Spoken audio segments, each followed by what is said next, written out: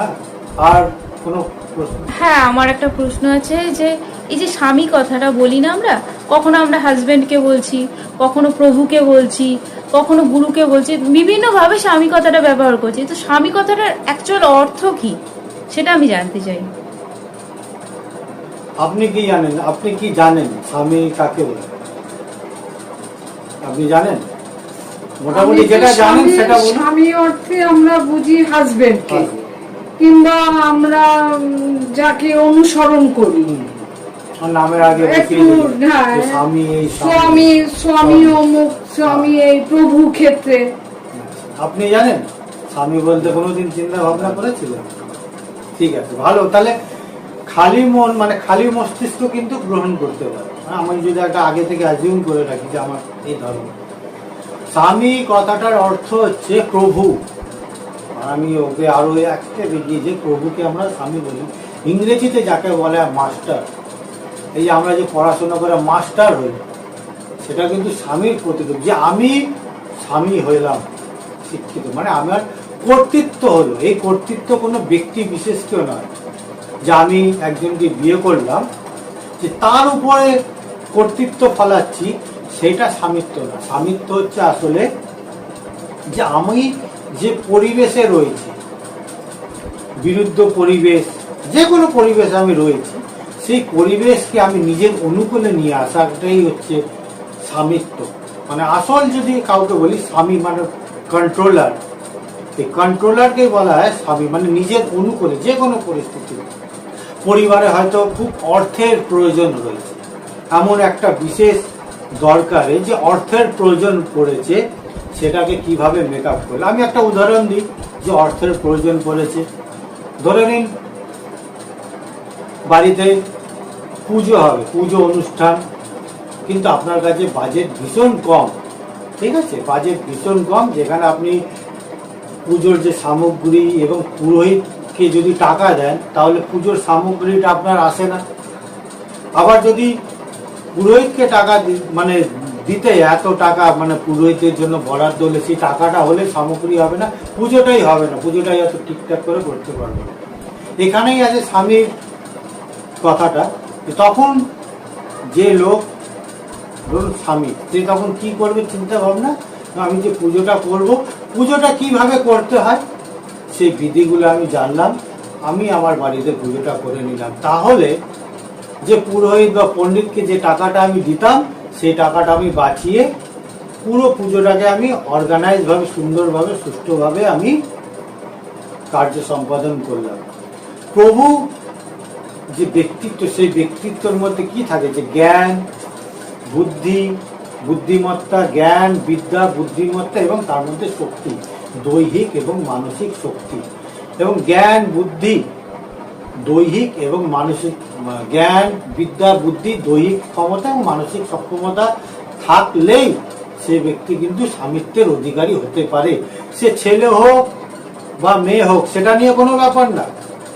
স্বামিত্ব হচ্ছে একটা তকমা, মানে যেরকম ব্রাহ্মণ, ক্ষত্রিয় বা স্কুল টিচার বা ডাক্তার বা আচার্য, ঠিক ওরকম কিন্তু স্বামী, ওটাও একটা কিন্তু তকমা মতো, মানে একটা ধরুন পদবী, তার একটা বিশেষ সম্মান। তো সেটাই আমি একটা এক্সাম্পল দিতে পারি।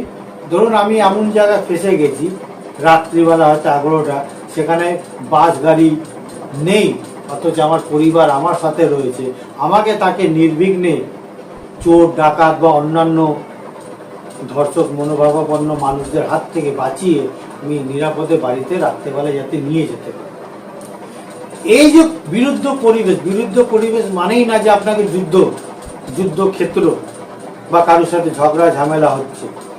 এই যে বিভিন্ন পরিস্থিতিতে আমরা বিরূপ পরিস্থিতির মধ্যে পড়ি, বাড়িতে হয়তো অতিথি এসেছে, হয়তো ঠিকঠাকভাবে আমার খাবারটা নেই, সেটাকে ম্যানেজ করে আমি তাকে কিভাবে তুষ্ট করতে পারি, সন্তুষ্ট করতে পারি, এই যে দায়িত্বগুলো যে সুস্থভাবে পালন করে, সেই কিন্তু স্বামিত্বের অধিকারী।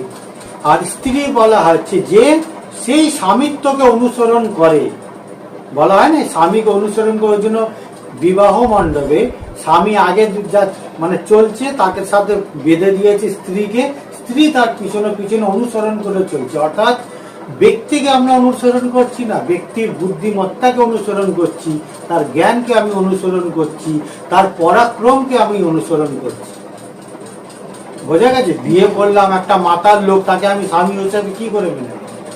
আমাদের জীবনে আমাদের এইগুলো কেউ কথা হয় না, আমাদের বাড়িতে এসব কোনো আলোচনা হয় না, যে আলোচনাগুলো কিন্তু অত্যন্ত প্রয়োজনীয়, অত্যন্ত দরকারি। এই আলোচনাগুলো হয় না বলে আমরা নিজেকে শিক্ষিত করতে পারি না, এবং শিক্ষিত করতে পারি না বলে জীবনে নানা ধরনের বিপর্যয়ের সম্মুখীন হয়। এই যে আমরা বলি না, এই সংসার মানে যৌতুক গৃহ, যৌতুক গৃহ হবেই।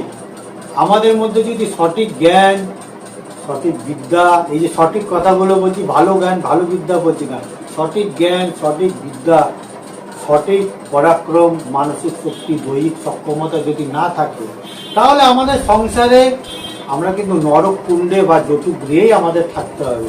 সেই জন্য যোগ বশিষ্ঠ রামায়ণে ঋষি বশিষ্ঠ বলেছে, এই সংসার হচ্ছে অনন্ত দুঃখের সাগর।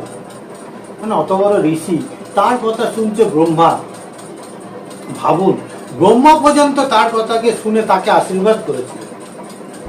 তো ঋষি বশিষ্ঠ বলছে যে এই সংসার হচ্ছে অনন্ত দুঃখের সাগর, মানে এই দুঃখ কখনো মেটার নয় আমাদের। অথচ আমাদের কি দিতে পারবো? আমরা বাচ্চাদের কি শেখাই? টাকা চাও, সুখ চাও, চাকরি চাও, ব্যবসাটা যেন বড় হয়ে যাক, পরীক্ষা যেন মানে পাস হয়ে যাও, আমরা সুখটা চাইছি, দুঃখটা চাইছি। অথচ জীবনে আমাদের যখন বড় হয়ে দেখছি দুঃখ দুঃখ, বাধা বিপত্তি, বাধা বিপত্তি। ছোটবেলায় যে আমাদের সঠিক জ্ঞানটা দেওয়ার কথা ছিল, যে আমরা বাচ্চাদের আমরা কখনোই বোঝাইনি যে জীবনটা কিন্তু সুখ দুঃখে কিন্তু থাকবেই। তুমি বিশ্বাসঘাতকতারও সম্মুখীন হতে হবে, তোমার ষড়যন্ত্রের শিকার হতে হবে, তোমাকে অন্যায়ের শিকার হতে হবে, তোমাকে নানা ধরনের জীবনে ওঠা পড়ার সম্মুখীন হতেই হবে, তোমাকে ব্যর্থতারও সম্মুখীন হতে হবে। এটাই জীবন। আমরা কোনো দিন কোনো বাচ্চাকে আজ পর্যন্ত শেখাইনি, যার ফলে সে যখন বড় হয়ে বাস্তব জীবনে যায়, মা বাবার আশ্রয় ছেড়ে, তখন কিন্তু পথে পথে তাকে ঘা, লাথি, জুতো, লাঠি পেটা, গালাগাল ইত্যাদি খেতে হবে। কারণ আমরা ঘর থেকে সঠিক শিক্ষাটাই পাইনি। বোঝা গেছে যে সংসার কেন অনন্ত দুঃখের সাগর। যে সময় আমরা সঠিক শিক্ষাটা দেওয়া দরকার, সে সময় আমাদের দেওয়া হয়েছে লাভ, লোভ, স্বার্থপরতা, ঈর্ষা, পরশ্রীকারতা, নানা ধরনের বিকৃত মানসিকতা। এই বিকৃত মানসিকতা নিয়ে কি করে আমরা সুখে শান্তিতে বাস করবো? আজকে লোক কোটিপতি হচ্ছে, রাত্রেবেলা ঘুমাতে পারে। আজকে মানুষের কাছে সমস্ত কিছু আছে, বউ বাচ্চা, সাপোর্ট সিস্টেম, সমস্ত কিছু, সুরক্ষা, সবকিছু থাকার ফলে সে রাত্রেবেলা ঘুমাতে পারছে না। এর একটাই কারণ যে আমাদের শিক্ষা নেই। তো সেই যোগ বশিষ্ঠর সেই কথাই বলছি, সংসার হচ্ছে অনন্ত দুঃখের সাগর। এই দুঃখের সাগরে সেই একমাত্র ভালো থাকবে যে জ্ঞানটাকে, যে ব্যক্তি জ্ঞানটাকে আয়ত্ত করতে পারবে। জ্ঞান মানে সঠিক জ্ঞান, জীবন উপযোগী জ্ঞান। ওই অলৌকিক মনে করে যে জ্ঞানগুলোকে আমরা ছোটদের আমরা দিয়ে থাকি, সেটা কিন্তু আমরা তাদের সাথে শত্রুতা করে থাকছি। যে কারণে বাচ্চারা যখন বড় হচ্ছে, তারা তখন বুঝতে পারছে যে এই আমার মা বাবারা প্রতারণা করেছে, এই আমার গুরু বা গুরুজনেরা প্রতারণা করেছিল, এদের সাথে থাকাই ঠিক না, এদের তো জীবন দর্শনই ভালো না। এই কারণে যখন ছেলেমেয়েরা আজকের শিক্ষায় শিক্ষিত, আধুনিক শিক্ষায় শিক্ষিত বা সঠিক শিক্ষায় শিক্ষিত হয়ে যাচ্ছে, তারা কিন্তু মা বাবার সাথে থাকতে চাইছে না। মা বাবার সাথে তারা তখনই থাকতো বা থাকতে পছন্দ করবে যখন দেখবে তাকে সে সঠিক শিক্ষাটা দিয়েছে। যে শিক্ষাটা লাভ করার পরে সে কিন্তু জীবনে তত্তর করে উন্নতির দিকে চলে গেছে।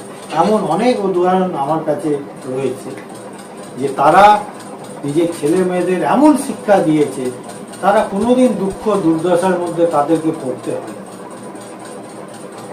তো সেটাই যে সংসার হচ্ছে অনন্ত দুঃখের সাগর। এই অনন্ত দুঃখের সাগরে সেই ভালো থাকবে যে জীবনের সঠিক জ্ঞানটাকে আহরণ করতে পারে।